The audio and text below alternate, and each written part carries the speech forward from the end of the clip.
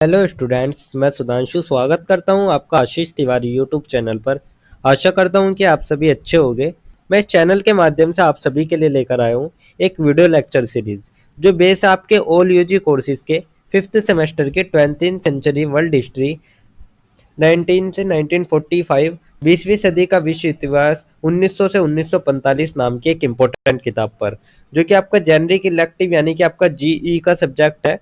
तो स्टूडेंट, अगर आप ड्यू, सोल, रेगुलर या किसी और यूनिवर्सिटी से सब्जेक्ट पढ़ रहे हैं तो ये सीरीज आपके लिए बहुत ही उपयोगी साबित होने वाली है, क्योंकि इसमें हम हर चैप्टर को सिंपल भाषा में समझेंगे, इंपॉर्टेंट कॉन्सेप्ट्स को भी ब्रेक डाउन करेंगे और एग्जाम पॉइंट ऑफ व्यू से भी डिस्कस करेंगे। तो स्टूडेंट, अगर आप DU, SOL, regular, NCWEB and other किसी के भी सब्जेक्ट को समझना चाहते हैं आसानी से, तो चैनल को सब्सक्राइब जरूर कर लीजिएगा, वीडियो को लाइक कर लीजिएगा और अपने दोस्तों के साथ शेयर करना ना भूले। एंड सोल से रिलेटेड डेली अपडेट्स के लिए आप सभी हमारा व्हाट्सअप चैनल फॉलो कर लीजिएगा। तो चलिए शुरू करते हैं 20th सेंचुरी वर्ल्ड हिस्ट्री 1900 से 1945 सब्जेक्ट के सिलेबस से। तो इसके जो सिलेबस देखेंगे, इसके सिलेबस में हमारे टोटल 5 यूनिट रहने वाली है। तो इसके सिलेबस में हमें टोटल 5 यूनिट कवर करनी है। 5 यूनिट कंप्लीट करने के साथ ही हमारा 20th सेंचुरी वर्ल्ड हिस्ट्री का जो ये सिलेबस है ये कंप्लीट हो जाएगा। तो हम एक एक करके सारी हमारी यूनिट देखेंगे। तो सबसे पहले जो हम हमारी यूनिट स्टार्ट करेंगे वो हमारी यूनिट नंबर फर्स्ट रहने वाली है, जिसमें हम विश्व इतिहास की अवधारणा, परिभाषा, एक अवलोकन, इसके बारे में डिस्कस करेंगे। तो यूनिट नंबर फर्स्ट में हमारा एक ही चैप्टर आने वाला है, जो कि हमारा चैप्टर नंबर फर्स्ट रहने वाला है। चैप्टर नंबर फर्स्ट में हम उपनिवेशवाद, आधुनिकता, साम्राज्यवाद, अंतर संबंधता, आर्थिक संकट, महामंदी, क्रांति और उपनिवेश के विरुद्ध संघर्ष। तो जो भी हमारी उपनिवेशवाद, साम्राज्यवाद, जो भी अवधारणाएं हैं, विश्व इतिहास से जुड़ी जो भी अवधारणाएं हैं, उनकी परिभाषा और उनका एक अवलोकन हम चैप्टर नंबर फर्स्ट में डिस्कस करेंगे। चैप्टर नंबर फर्स्ट कंप्लीट करने के साथ ही हमारी यूनिट नंबर फर्स्ट भी कंप्लीट हो जाएगी। यूनिट नंबर फर्स्ट कंप्लीट करने के बाद जो हम हमारी नेक्स्ट यूनिट स्टार्ट करेंगे वो हमारी रहने वाली है सेकंड यूनिट। सेकंड यूनिट में हमें प्रथम विश्व युद्ध यानी कि जो हमारा वर्ल्ड वॉर फर्स्ट हुआ था उसके बारे में डिस्कस करना है। इसमें भी हमारा केवल एक ही चैप्टर आने वाला है, चैप्टर नंबर 2, जिसमें चैप्टर नंबर 2 में हम यूरोप और विश्व में परिणाम देखेंगे और साथ ही जो हमारे यूनाइटेड नेशन है यानी कि राष्ट्र संघ है उसके बारे में हम डिस्कस करेंगे। तो हमें यूरोप और विश्व में जो प्रथम विश्व युद्ध के जो परिणाम रहे हैं उनको चैप्टर नंबर 2 में देखना है और राष्ट्र संघ के बारे में चैप्टर नंबर 2 में डिस्कस करना है। तो चैप्टर नंबर 2 कंप्लीट करने के साथ ही हमारी यूनिट नंबर सेकंड भी कंप्लीट हो जाएगी। यूनिट नंबर सेकंड कंप्लीट करने के बाद जो हमारी नेक्स्ट यूनिट हम स्टार्ट करेंगे वो हमारी रहने वाली है unit number third.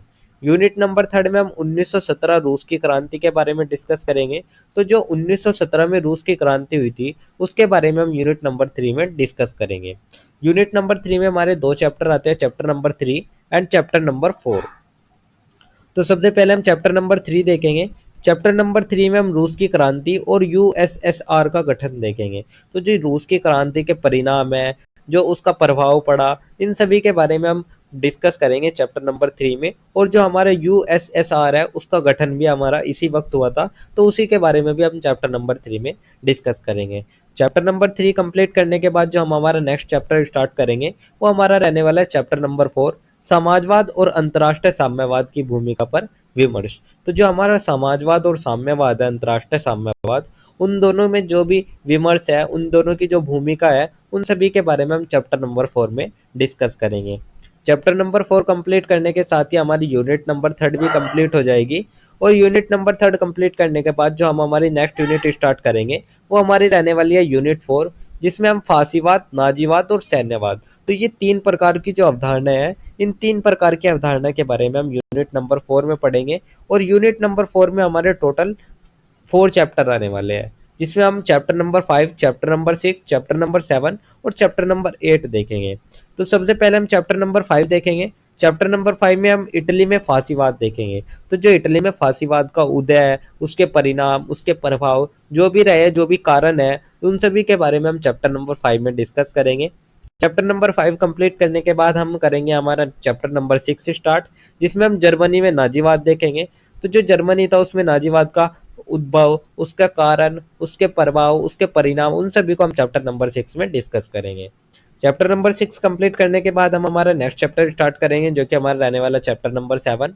Chapter number 7 में हम जापान में सैन्यवाद, तो जो भी जापान में सैन्यवाद के प्रभाव है, जो उत्पन्न के कारण है, जो उनके परिणाम रहे हैं, उन सभी के बारे में हम चैप्टर नंबर 7 में डिस्कस करेंगे। चैप्टर नंबर 7 कंप्लीट करने के बाद हम हमारा नेक्स्ट चैप्टर स्टार्ट करेंगे, जो कि हमारा रहने वाला है चैप्टर नंबर 8। चैप्टर नंबर 8 में हम स्पेन में फ्रैंकोवाद, यानी कि स्पेन में जो फ्रैंकोवाद था उसका उद्भव किस तरीके से हुआ, उसके प्रभाव क्या रहे, उसके परिणाम क्या रहे, उन सभी के बारे में हम चैप्टर नंबर 8 में डिस्कस करेंगे। तो चैप्टर नंबर 8 कंप्लीट करने के साथ ही हमारी यूनिट 4 तो भी कंप्लीट हो जाएगी, क्योंकि इसमें हमारे टोटल 4 ही चैप्टर थे, जो कि हम एक एक करके देखेंगे। यूनिट 4 कंप्लीट होने के बाद जो हम हमारी नेक्स्ट यूनिट स्टार्ट करेंगे वो हमारी रहने वाली है यूनिट 5, जो कि हमारी लास्ट यूनिट रहने वाली है। और इसका हमारे एक ही चैप्टर आता है, इसमें भी हमारा चैप्टर नंबर 9, ये भी हमारा लास्ट चैप्टर रहने वाला है। तो यूनिट 5 में हम 1917 द्वितीय विश्व युद्ध के बारे में देखेंगे। तो जो हमारा 1917 में द्वितीय विश्व युद्ध हुआ था, सेकेंड वर्ल्ड वॉर हुआ था, उसके बारे में हम डिस्कस करेंगे यूनिट नंबर 5 में। तो इसमें हमारे एक ही चैप्टर आएगा, चैप्टर नंबर 9, जिसमें हम मुख्य घटनाएं जो हमारे 1917 में द्वितीय विश्व युद्ध की मुख्य घटनाएं थे उनके बारे में डिस्कस करेंगे, द्वितीय विश्व युद्ध के कारण देखेंगे और द्वितीय विश्व युद्ध के क्या परिणाम रहे, उन सभी को हम चैप्टर नंबर 9 में कवर करेंगे। चैप्टर नंबर 9 कंप्लीट करने के साथ ही हमारे यूनिट नंबर 5 भी कंप्लीट हो जाएगी, और साथ ही हमारा इस सब्जेक्ट का सिलेबस भी कंप्लीट हो जाएगा, क्योंकि इसमें हमारे टोटल 5 ही यूनिट थी। तो ये मैंने आपको सिलेबस बता दिया है। अब हम इसी सिलेबस को एक एक करके, एक एक यूनिट चैप्टर वाइज हम इसको कंप्लीट कर लेते हैं।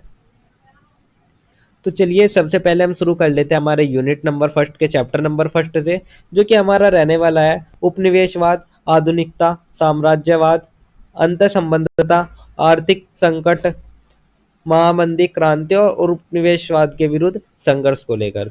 तो ये हमारा चैप्टर नंबर यूनिट नंबर 1 का चैप्टर नंबर 1 रहने वाला है।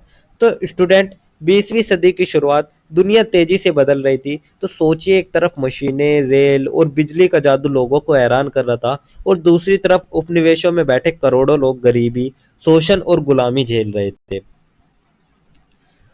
तो चलिए इस चैप्टर की जो हम शुरुआत कर लेते हैं वो हम एक छोटे से परिचय से कर लेते हैं। तो सबसे पहले हम एक छोटा सा परिचय देख लेते हैं।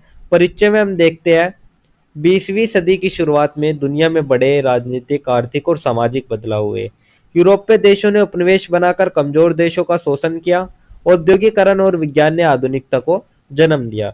तो जो यूरोपीय ताकत थी उन्होंने एशिया और अफ्रीका को अपनी प्रयोगशाला बना दिया था। वहीं विज्ञान, औद्योगिकरण ने एक नई आधुनिकता भी पैदा की थी।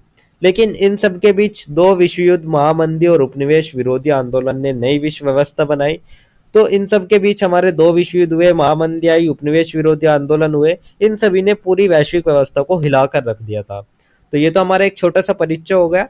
परिचय के बाद जो हमारा नेक्स्ट टॉपिक आता है वो हमारा आता है कॉलोनिज्म, यानी कि उपनिवेशवाद।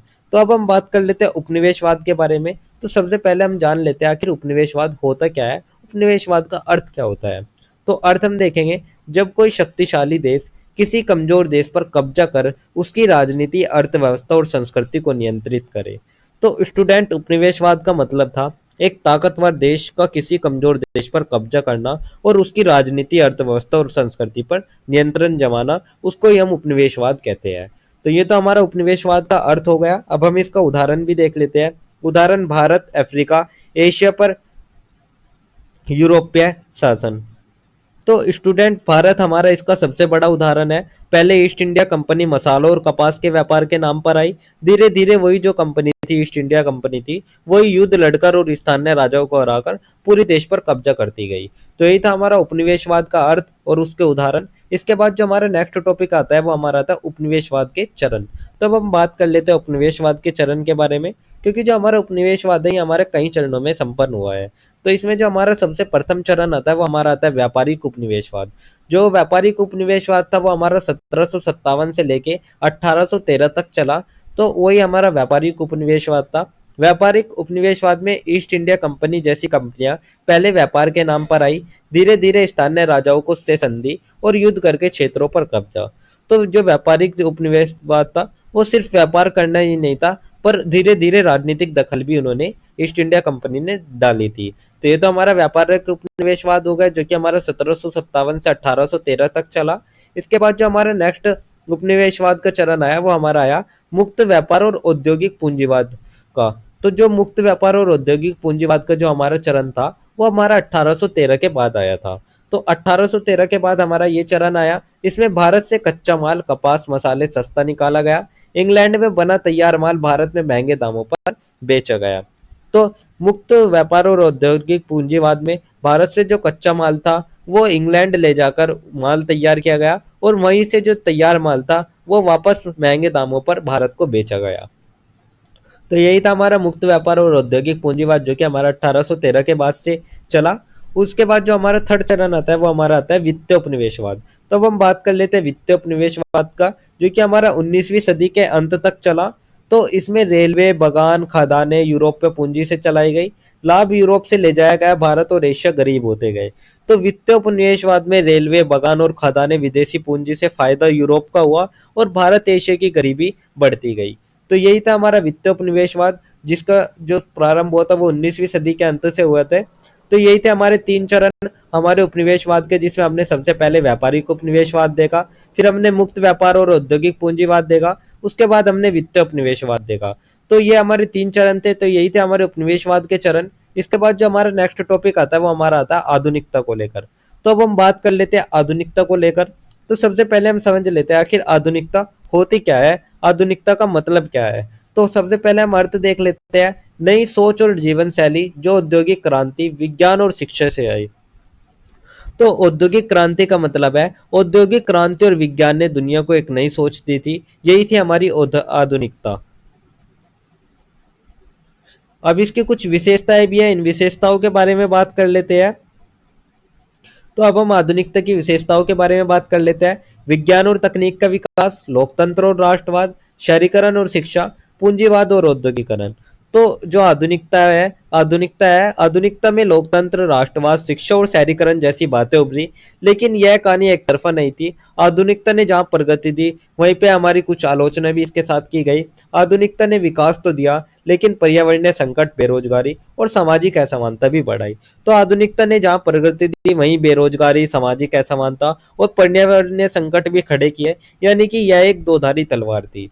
तो यही थी हमारी आधुनिकता, जिसमें हमने उसका आधुनिकता का अर्थ और विशेषताएं देखी और उसकी आलोचना को देखा। तो यही थी हमारी आधुनिकता। इसके बाद जो हमारा नेक्स्ट टॉपिक आता है वो हमारा आता है साम्राज्यवाद। तो अब हम बात कर लेते हैं साम्राज्यवाद के बारे में। तो ऐसे ही हम सबसे पहले समझ लेते हैं जो साम्राज्यवाद है, आखिर साम्राज्यवाद है क्या।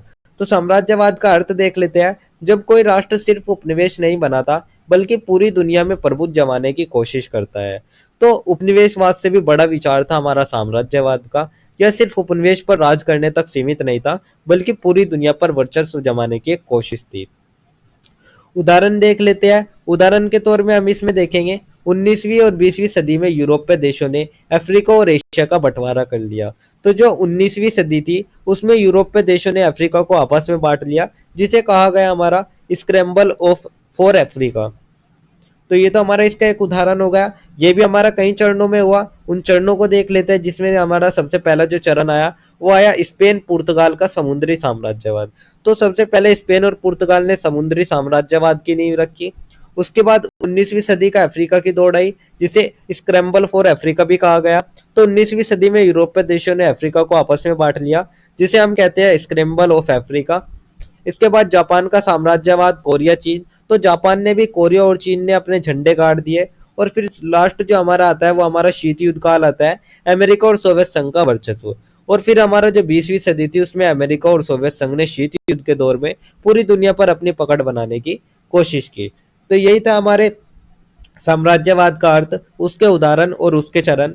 तो यही था हमारा साम्राज्यवाद। इसके बाद जो हमारा नेक्स्ट टॉपिक आता है वो हमारा आता है अंतः संबंधता। तो अब हम बात कर लेते हैं अंतः संबंधता के बारे में, इंटरकनेक्शन डेनेंस के बारे में।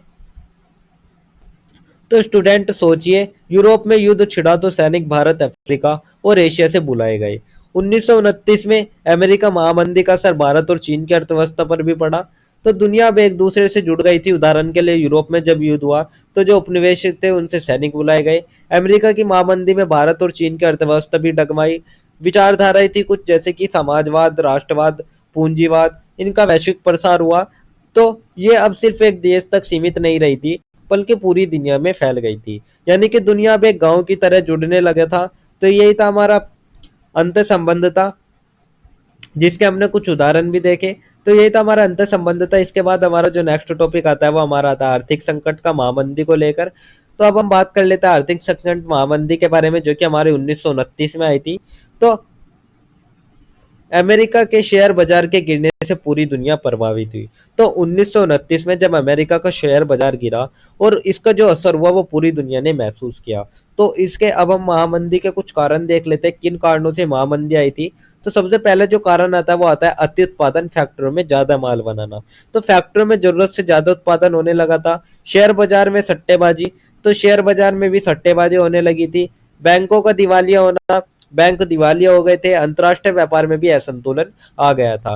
तो ये तो सब हमारे कारण थे आर्थिक संकट महामंदी के बाद।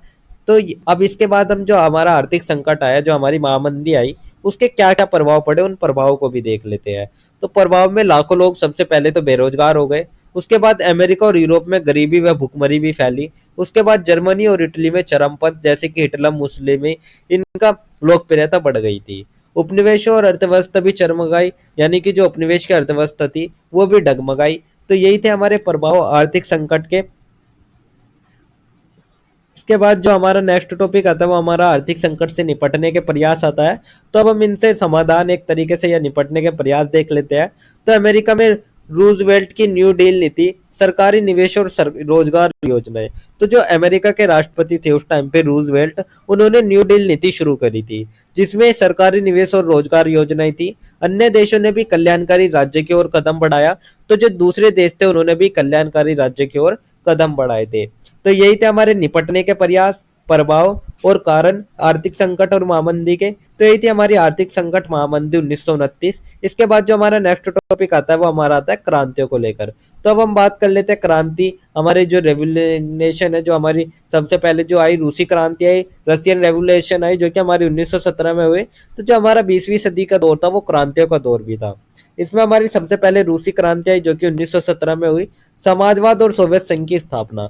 तो रूसी क्रांति में पहली बार समाजवाद और सोवियत संघ की स्थापना हुई थी रूसी क्रांति की वजह से।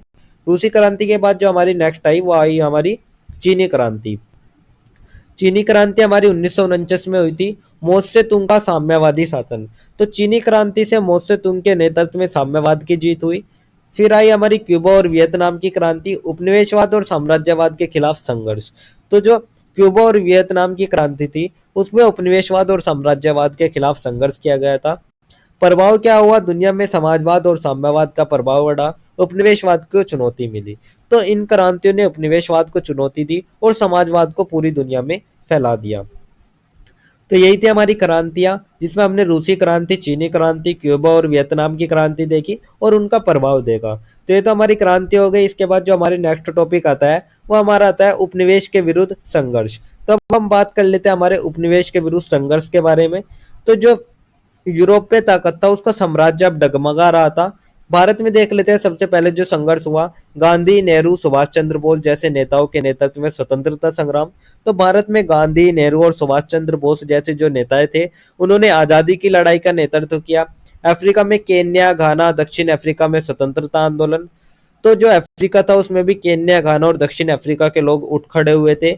एशिया में वियतनाम, इंडोनेशिया, फिलीपींस, इन सभी ने आजादी की राह पकड़ी। तो द्वितीय विश्व युद्ध के बाद उपनिवेशवाद कमजोर हुआ और अधिकतर देशों को स्वतंत्रता मिली। तो द्वितीय विश्व युद्ध ने यूरोप को इतना कमजोर कर दिया था कि उपनिवेशवाद की जो आजादी थी वो अब रुक नहीं सकी। तो यही था हमारा उपनिवेशवाद के विरुद्ध संघर्ष। इसके बाद जो हमारा नेक्स्ट टॉपिक आता है वो हमारा एक छोटा सा निष्कर्ष आता है। तो अब हम पूरे चैप्टर का एक छोटा सा निष्कर्ष देख लेते हैं। निष्कर्ष में हम देखते हैं उपनिवेशवाद और साम्राज्यवाद ने दुनिया की राजनीति और अर्थव्यवस्था बदल दी। तो स्टूडेंट 20वीं सदी के पहले आधे हिस्से की कहानी हमें यही सिखाती है कि जो उपनिवेशवाद और साम्राज्यवाद था उसने दुनिया की राजनीति और अर्थव्यवस्था को बदल दिया था। महामंदी और विश्व युद्धों ने हमें यह दिखाया कि पूरी दुनिया परस्पर जुड़ी हुई है। साथ ही क्रांति और स्वतंत्रता आंदोलन ने नई विचारधाराएं दी और उपनिवेशवाद को भी आजादी दिलाई। तो जो आज की वैश्विक अवस्था है वो इन्हीं ऐतिहासिक घटनाओं का परिणाम है। जिसमें हम रहते हैं ये हमारे इन्हीं ऐतिहासिक घटनाओं का परिणाम है। तो स्टूडेंट यही था हमारा एक छोटा सा निष्कर्ष, जिसके साथ हमारा यूनिट नंबर फर्स्ट का चैप्टर नंबर फर्स्ट भी कंप्लीट होता है और साथ ही हमारी यूनिट नंबर फर्स्ट भी कंप्लीट होती है। क्योंकि यूनिट नंबर फर्स्ट में हमारा केवल एक ही चैप्टर था, चैप्टर नंबर 1, जो कि मैंने आपको एक्सप्लेन कर दिया है। तो यही था हमारा फर्स्ट चैप्टर, जिसके इंपॉर्टेंट टॉपिक्स मैंने आपको शॉर्ट्स में एक्सप्लेन कर दिया है। अगर किसी स्टूडेंट को ये पीडीएफ या नोट्स चाहिए होंगे तो आप हमारे टेलीग्राम चैनल को ज्वाइन कर सकते हैं, वहाँ आपको ये पीडीएफ या नोट्स मिल जाएंगे।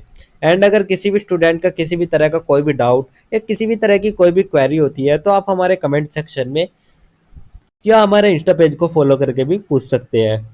डेली अपडेट्स के लिए आप सभी हमारा व्हाट्सएप चैनल फॉलो कर लीजिएगा। और अगर आपको ये लेक्चर उपयोगी लगा तो वीडियो को लाइक करें, चैनल को सब्सक्राइब करें और अगले अध्याय के लिए तैयार रहिएगा, जहां हम बात करेंगे हमारी सेकंड यूनिट प्रथम विश्व युद्ध के बारे में। तो आप सभी का बहुत बहुत धन्यवाद। आपका दिन शुभ रहे।